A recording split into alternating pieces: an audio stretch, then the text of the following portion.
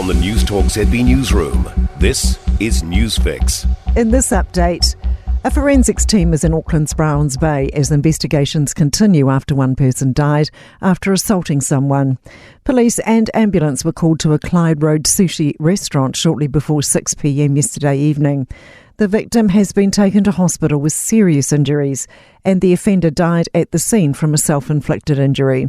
The pair were known to each other. Cordons remain in place around the premises. A police photographer has conducted a scene walkthrough.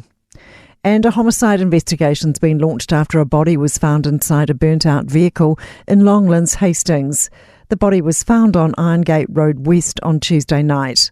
The formal identification process remains ongoing, and police haven't released any information about the deceased, including the cause of death. Police are conducting a forensic examination on the vehicle today. They don't believe there's an ongoing risk to the public. The Leader of the House has taken a crack at the opposition, claiming it's not doing its job correctly.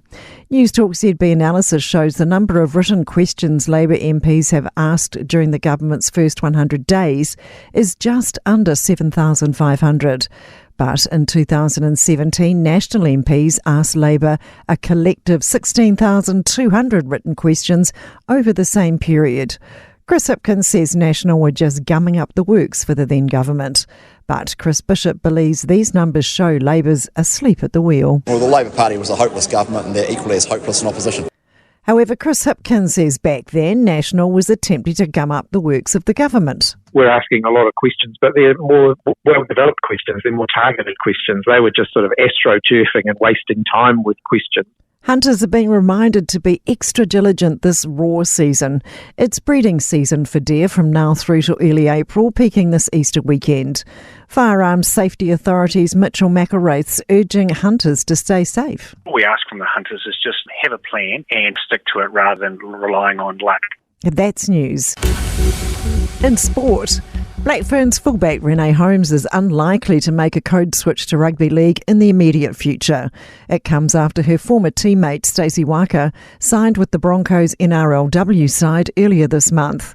Holmes, though, says she has her eye on defending the 2021 World Cup crown. At the moment, I guess the big goal for me is to make it to that 2025 World Cup. So for me, I don't think about anything else past that point. I guess the rest will happen after there and make new goals and sit down and reflect and whatnot. The White Ferns are searching for a confidence boost in this afternoon's 5th T20 Cricket International against England in Wellington.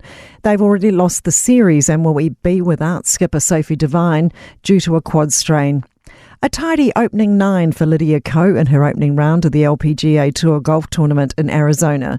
She was bogey-free as she made the turn at 2 under par, 6 shots off the clubhouse lead. That's sport. I'm Sandy Hodge. For more news, listen to Newstalk ZB live on iHeartRadio.